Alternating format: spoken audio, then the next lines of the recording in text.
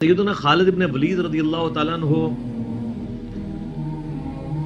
کو اللہ تعالیٰ نے مشرکین عرب سے اٹھا کے رومن اور پرشین امپائر کے اوپر دے مارا ہے. بڑی ایکسٹرا آرڈنری پرسنالٹی.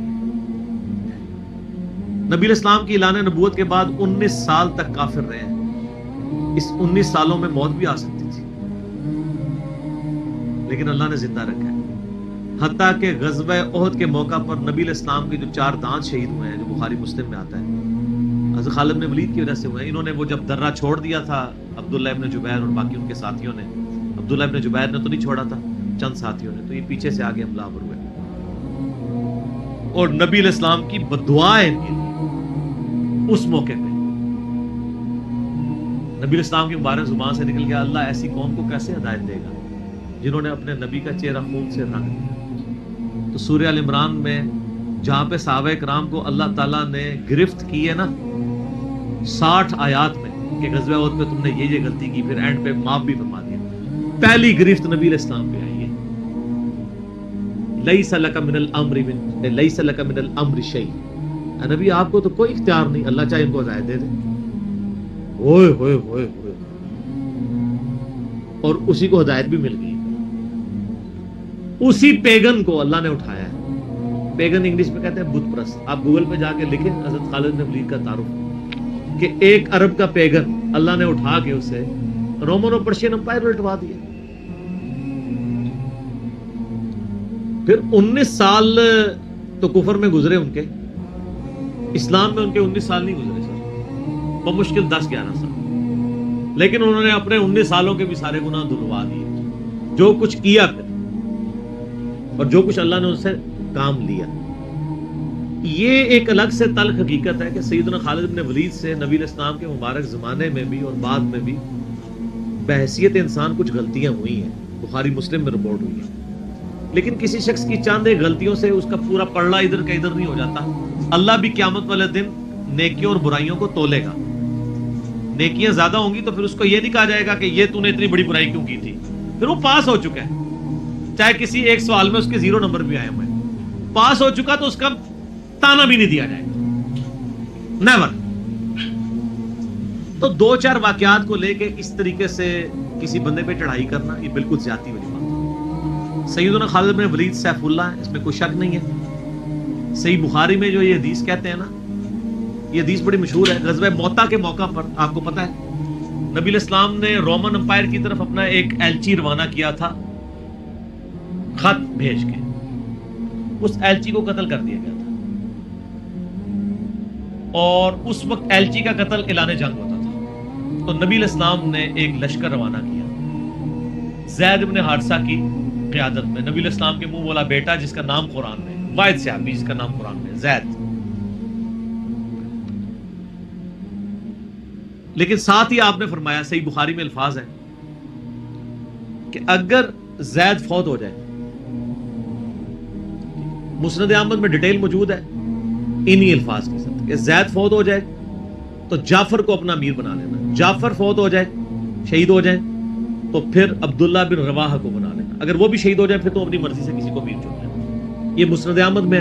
بخاری میں الفاظ ہے کہ صحابہ کرام کہتے ہیں نبی علیہ السلام مدینہ شریف میں تھے اور آپ علیہ السلام کی آنکھوں سے مسلسل آنسو رواں تھے اور آپ نے کہا کہ میرے زید کو شہید کر دیا.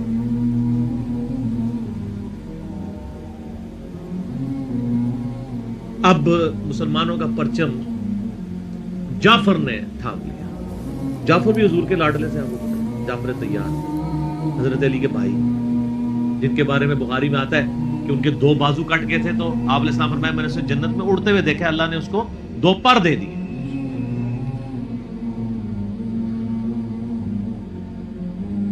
نجاشی کے دربار میں انہوں نے ہی, آپ کو پتہ سورہ مریم پڑھی تھی, پھر آپ نے فرمایا کہ جعفر کو شہید کر دیا گیا. اب عبداللہ ابن رواحہ نے پرچم تھام لیا, پھر آپ نے فرمایا اسے بھی شہید کر دیا گیا.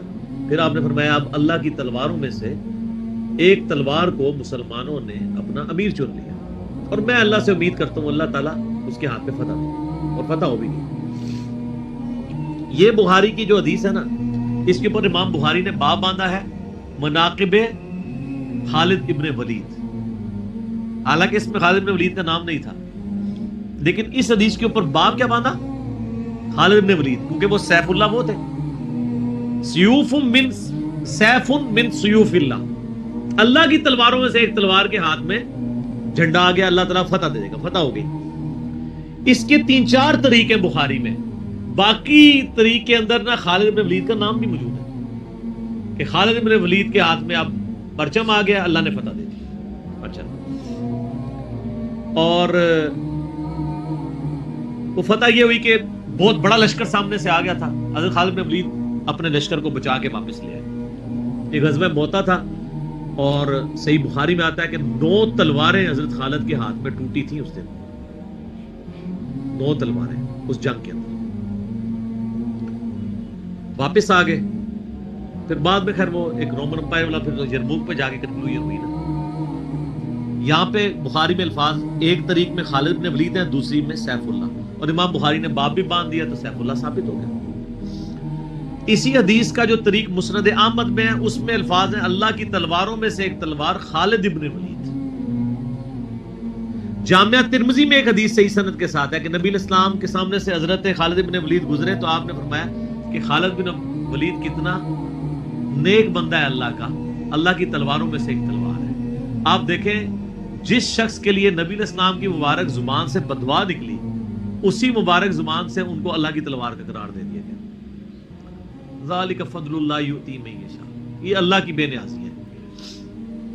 آپ تو کسی ایسے شخص کو معاف بھی نہ کرتے جس کی وجہ سے نبی کے 4 دانت شہید ہوئے، اللہ دیکھیں کیسے کیسے مجرمین کو معاف کر کے کس ایپیکس پہ فائز کر دیتا ہے، بندے نہیں معاف کرتے۔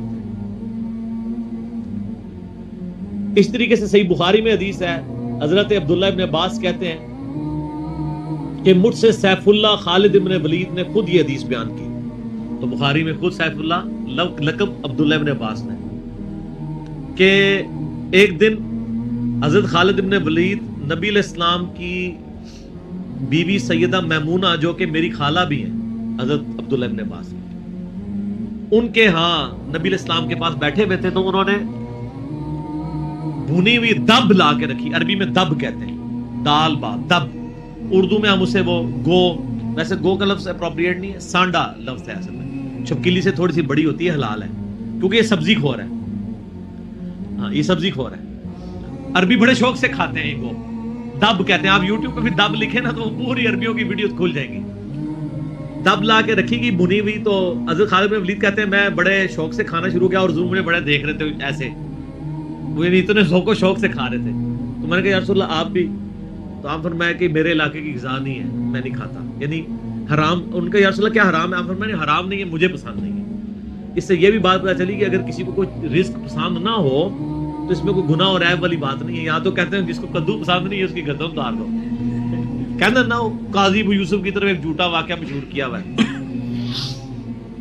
وہ اللہ نے یعنی اتنی چیزیں اس لیے بنائی ہیں نا، کسی کو ایک چیز پسند ہوگی کسی کو دوسری، تو اس میں بھی سیف اللہ کے الفاظ ہیں۔ اس کے علاوہ صحیح مسلم میں ایک حدیث ہے، آپ کو پتا ہے ذوالخویسرہ التمیمی نجدی خبیث جس نے کہا تھا اے محمد اللہ سے ڈر اور انصاف کر، بخاری مسلم دونوں میں آتا ہے، تو آپ فرمایا اگر میں انصاف کرنے والا نہیں تو کون ہے؟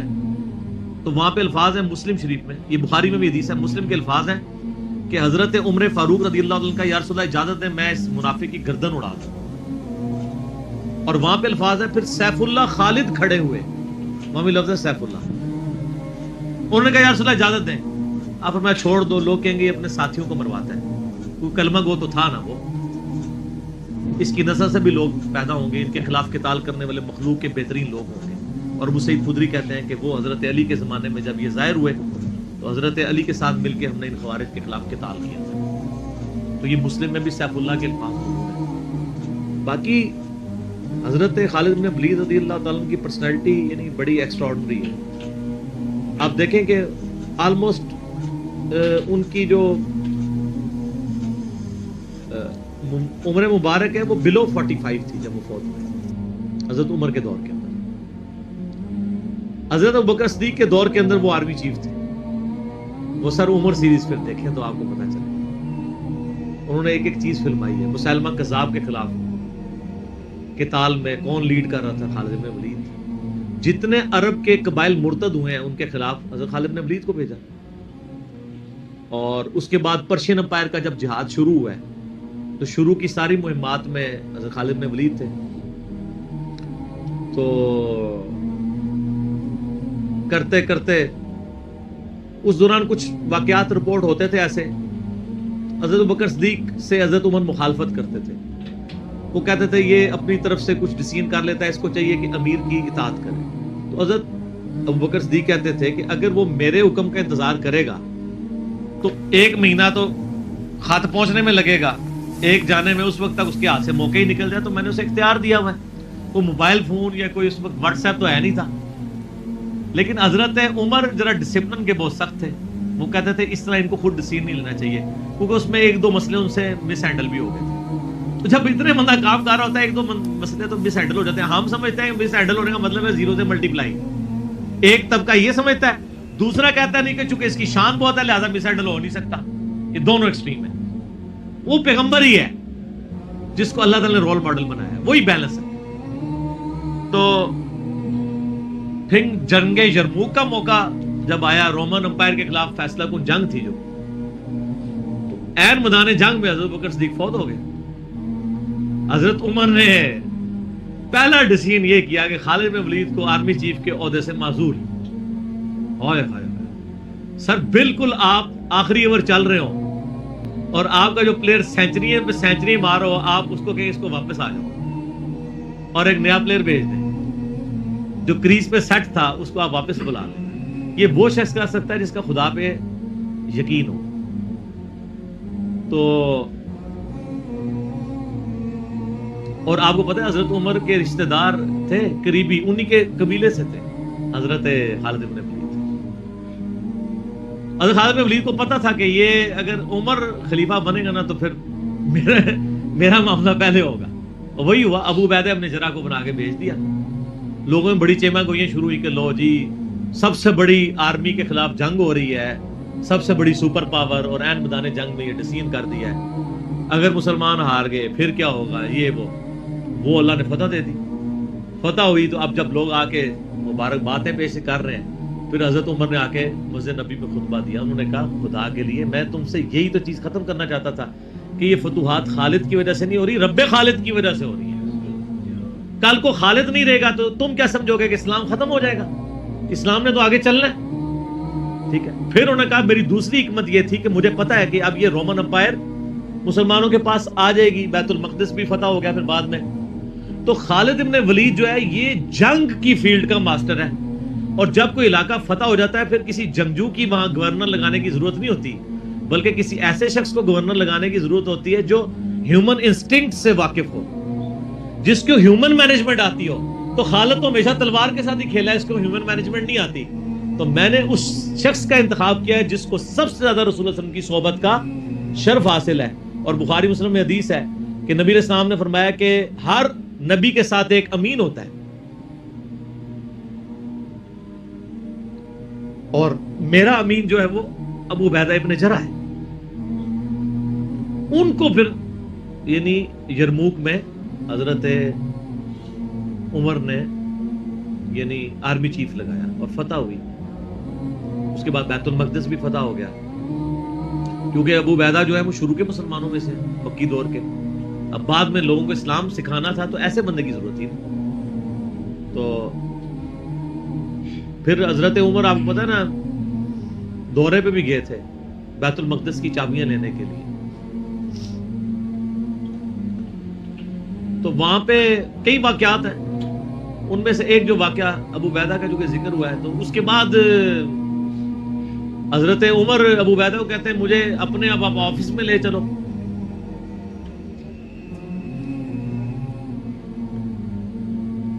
دنیا کی سب سے بڑی سپر پاور فتح کی ہو جس بندے نے, آپ سمجھیں کہ ایک بندے نے امریکہ فتح کیا ہے, کسی جنرل نے, واشنگٹن ڈی سی میں اس کا آفس تو ہونا چاہیے.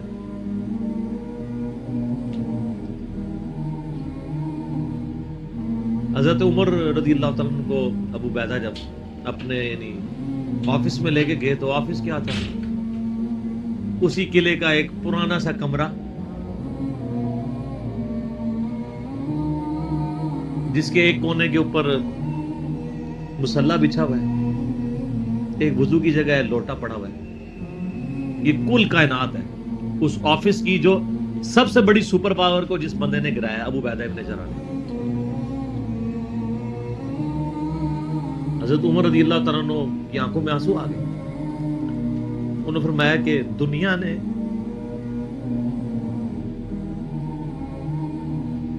ہر بندے کے اوپر اپنا اثر چھوڑا ہے سوائے ابو عبیدہ ابن جراح کے. دنیا سے شکست نہیں دے سکی. دنیا سے مراد دنیا کی محبت. ہر بندے نے اپنا حصہ لے لیا. اس لیے آپ کو پتا ہے نا کہ حضرت عمر اپنے دور خلافت میں ابو عبیدہ ابن جراح کو بار بار خط لکھتے رہے کہ آپ ادھر آ جائیں, کیونکہ حضرت عمر چاہتے تھے کہ میں اپنے والد کو خلیفہ نامزد کروں, اس لیے کہ وہ امین الامت ہے. لیکن وہ پھر حضرت عمر کے دور میں طاعون کے مرض میں وبا جو پھیلی تھی شام میں, اس میں وہ پھر شہید ہوئے, تو وہی ان کا پھر وہ قبر بن گئی. سر میرا سوال ہے کہ طاعون کا مرض آپ کو پتا ہے کہ کیا تھا؟ جسم پہ پورے پھوڑے نکلتے تھے کینسر کے. تو کیا حضرت ابو عبیدہ ابن جراح ناکام گئے دنیا سے؟ کہتا ہے جی کوئی بندہ مرا تھا, بڑا نورانی چہرہ تھا, یہ تھا وہ تھا. ہر بندے نے اپنے بنائے ہوئے. ایک بندہ پھوڑوں کی تکلیف سے مرا ہے, بخاری مسلم کی حدیث ہے, جو طاعون کے مرض میں مرا وہ شہید ہے. تو وہ مرے تو بستر مرگ پہ ہے لیکن شہید ہے. اور دوسری طرف خالد بن ولید آپ دیکھ لیں, سینکڑوں جنگوں میں حصہ لیا انہوں نے, کسی ایک جنگ میں شکست نہیں کھائی. حتیٰ کہ جو کافروں کی طرف سے بھی غزوہ احد لڑی ہے اس میں بھی ان کو شکست نہیں ہوئی. جسم پہ حضرت خالد بن ولید کہا کرتے تھے میرے جسم کا کوئی حصہ نہیں جس پہ برچھی یا نیزے یا تلوار کا نشان نہ ہو. ظاہر ہے اتنی جنگوں میں زخم لگ جاتے ہیں, لیکن میں بھی آج ایک بوڑھے اونٹ کی طرح بستر مرگ پہ مر رہا ہوں. میں نے سینکڑوں جنگوں میں اپنی موت کو تلاش کی ہے لیکن موت نہیں آئی. اس کا مطلب ہے موت جو ہے وہ اس پہ ڈیپینڈنٹ نہیں ہے کہ آپ میدان جنگ میں گئے ہوئے. ان کو موت میدان جنگ میں اس لیے نہیں آنی تھی کہ وہ اللہ کی تلوار تھے. اللہ کی تلوار تو نہیں ٹوٹ سکتی تھی. تو ان کا آج میں بھی بوڑھے اونٹ کی طرح بستر مرگ پہ مر رہا ہوں. صرف میں تمہیں یہ بتانا چاہ رہا ہوں کہ موت کا میدان جنگ سے کوئی تعلق نہیں. ویسے تو مسلم شریف میں حدیث ہے جو شخص شہادت کی تمنا کے ساتھ اپنے بسترے پہ بھی مرا اللہ تعالیٰ اسے شہید ہونے کا ثواب دے دے گا.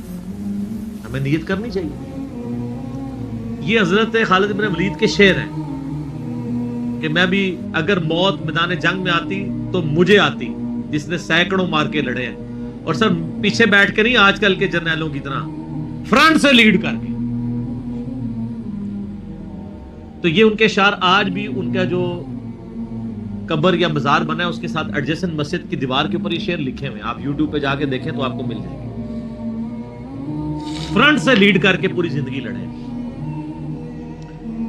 باقی ان سے جو کچھ واقعات مس ہینڈل ہوئے ہیں اس سے آپ ان کی یہ نہیں کہہ سکتے کہ زندگی زیرو سے ملٹی پلائی کر رہی. کیونکہ جو بندہ موت کو گلے لگانے کے لیے ہر وقت تیار ہو, اس کے بارے میں یہ کہنا کہ وہ کسی عورت کے معاملے میں مطلب وہ اس سے محبت کے چکر میں اس نے اس کے یعنی خامن کو مروا دیا, جو ایک واقعہ ملتا ہے,